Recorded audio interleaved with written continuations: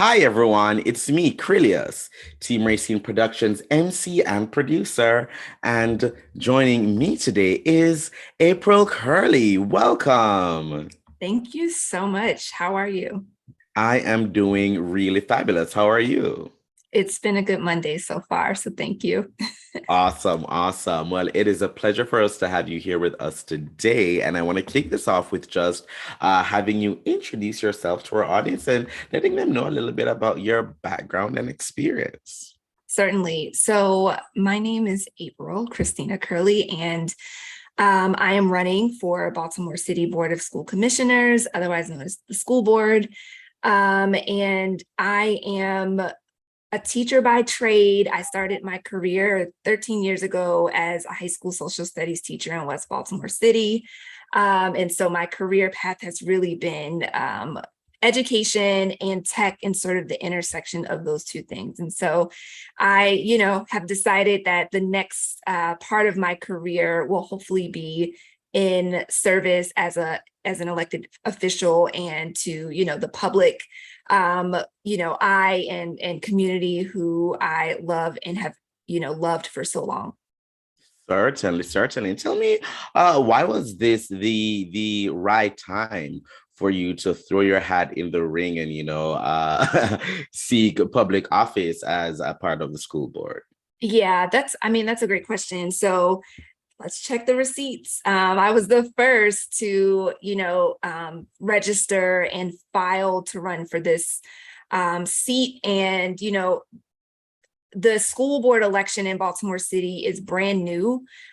Traditionally, our school board members are appointed by the mayor. And so that is currently, the landscape that we're in. But, the people have voted to add 2 seats to school board that are elected for Baltimore. Mhm. And when this opportunity became, present and available, I felt like this was the right time for me to enter the race. I think that I've always had a passion for politics. I've always wanted to, serve in a more public capacity, but I know for sure that I needed a whole lot more experience and polish. And so 13, 14 years ago, while I had that passion, I knew that skill wise, I needed to, hone the skill set and really grow as a leader and as a professional so that I could be ready to serve in a capacity that would require a tremendous skill set. And so here we are 13 years later, and I'm putting my hat in the ring, and I won my primary, placing second out of 8 candidates. And so I feel like I've made the right decision, that this is the right moment for me. And so we'll just trust the universe and the people to see what happens in November. Oh, to trusting the universe. I like that. I like that. Now, tell me, what are some of the, top issues or challenges that you've identified that you definitely want to tackle if Mm, elected to the school board? certainly. I am, as I shared, someone who grew up as one of 6 children with a single mom. And, my family, both of my parents are from Baltimore City. And, my father is a graduate of City College, which is one of the better schools in Baltimore City. And my mom was a high school dropout. And both of my parents received the shorter end of the stick when it came to, public education. And so my mom made a decision very early on to raise my siblings and I in a nearby county, Howard County, which is extremely wealthy. And so I was afforded a phenomenal public school education experience. And so I know what greatness looks like. And I know that, as a teacher, as a former teacher here, Baltimore City has the most brilliant, innovative students that this planet has ever seen. We have the most passionate, talented teachers that this planet has ever seen. And I just really want more for the students and teachers and families of Baltimore City. So my platform is really built around 3 core things. The first, I would say, is, digital equity for all students. Part of my career path, I was able to work at Google for Mhm. 6 years, where I was responsible for creating opportunities for Black and Brown students to pursue a career in tech. And I learned very, very quickly that our children are being left behind because we're not equipping them with the skill set that they'll need to participate in the future economy, which the underpinning will be tech. So bridging the digital divide is at the top of that list for me. I'd say the second core part of my platform would be innovative transportation solutions. I am a Baltimore resident that does not drive. I don't have a car. I don't have a license. And so I rely very heavily on public transportation. And Baltimore City is one of the only, cities or municipalities in the state that requires our children to use public transportation to get to and from school. There are no school buses. And so I see what our kids go through on a day-to-day to get to and from school.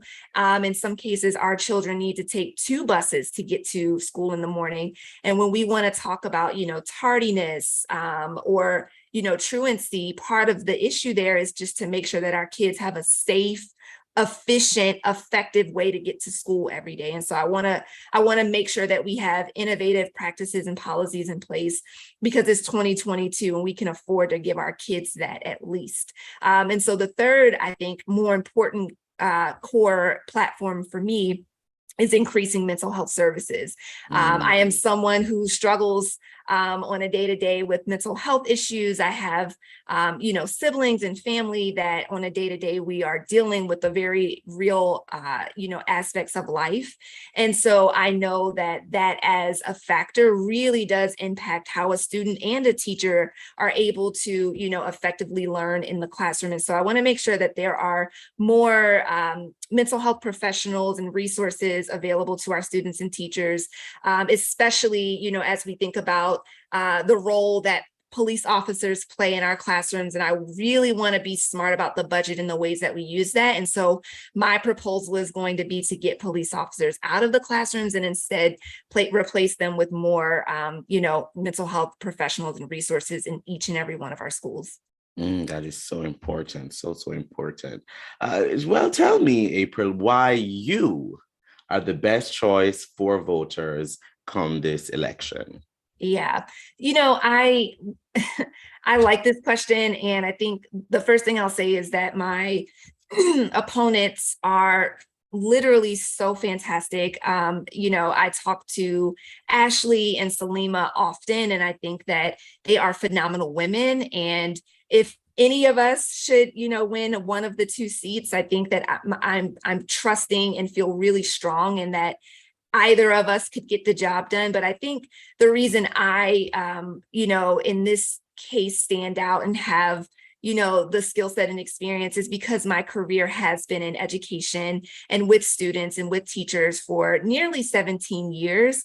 As I shared, I started my career as a teacher, and I have dedicated my life to creating, equitable access to opportunities for students of color and, more importantly, low-income communities, because that's where I am from. And so, many of the things that Baltimore families face are the same challenges that my family faced when I was growing up. I am a product of, parents that dealt with substance abuse issues. I am a product of seeing domestic violence in my home. I am a product of, extreme poverty. And still I was able to, be afforded an amazing public school opportunity. And therefore I was able to beat the odds. And so I know very, very deeply and intimately what our children and our teachers and our families are going through. And I believe it's going to take radical, and I mean radical, change and vision to get the job done. And I can guarantee you I am fearless. I am innovative, I am brilliant, and I am ready to go in and shake some things up and look folks in the eye and ask the tough questions, because that's what our kids need in an advocate. They need someone who's going to go in and really, really be hard, because there are, so many things that we need to get to the root of and not just look at symptoms anymore, but actually look at some of the core issues that continue to impact our students and our teachers and our families. And so I believe I am the one that can get that done. Certainly. Thanks so much for that. Now, when does voting begin in Baltimore? Yep. So obviously election day, November 8th is Tuesday. We really want to push people to the polls. Early voting can happen a little bit before that. But, I think that what we saw in the primary election is that there was low voter turnout, but the folks who did actually show up to the polls did their homework and they did their research, and they, were very smart about how they, cast their ballots. And so I really appreciate the people of Baltimore for approaching this in that way, because we need voters who are going to come out and who are going to, make decisions that feel urgent, because we are in a state of emergency with this, regard to the Baltimore City public school system. And we need our community to gather around and to really push for candidates who are going to go into these seats and really, make some change happen in a set of small years, because we can't wait for 4, 5, 6 years. We have to really actually do this now because it's urgent. Our children's lives depend on it. Certainly, certainly. And we want to remind our viewers that if you want to check your voter registration status, pledge to vote, and register to vote, please, you can go ahead and do that at headcount.org. Once again, that is headcount.org. Get yourself prepared as the election draws nigh. Now, April, if people wanted to find out more about you, find out more about your campaign, follow you, and keep up with everything that you're doing, how are they able to do that? Yeah, well, I would love for folks to you can reach out to me directly at electapril@gmail.com. And I will make sure I'm checking my inbox. Life is moving real fast these days. So please just send me a note and get time on the calendar so that we can talk more. But you can also go to my website, electapril.com, where all of my platform values are up, as well as ways to volunteer and get involved with the campaign. I am the only queer candidate currently running for a citywide seat. And if I should win, I will be the first queer candidate to win a citywide seat. And so I really want to encourage, communities that, identify as a part of the queer community, and also historically excluded groups, Black people, brown people, poor people. Those are my people, and those are who I represent and advocate for. So I really need your help to get this campaign through to November and a win in November. So please visit the website so that we can chat more and I can get you on the streets and getting the word out about our campaign. Awesome. And we're going to have those links in the description below so our audience can go ahead and check that out. April, thank you so much for joining me today. It's been such a pleasure getting to chat with you, and I wish you the best of luck on your campaign. Thank you so much, Krylios. I appreciate you, and blessings to you. Have a good one. Awesome. Thank you. You have a great one. Those watching, please follow Team Racine Productions at Team Racine on all forms of social media. Click around our YouTube channel and check out our other interviews, blogs, forums, and more. And while you're at it, make sure you like, comment, and subscribe. But most of all, thank you for watching. Bye, everyone.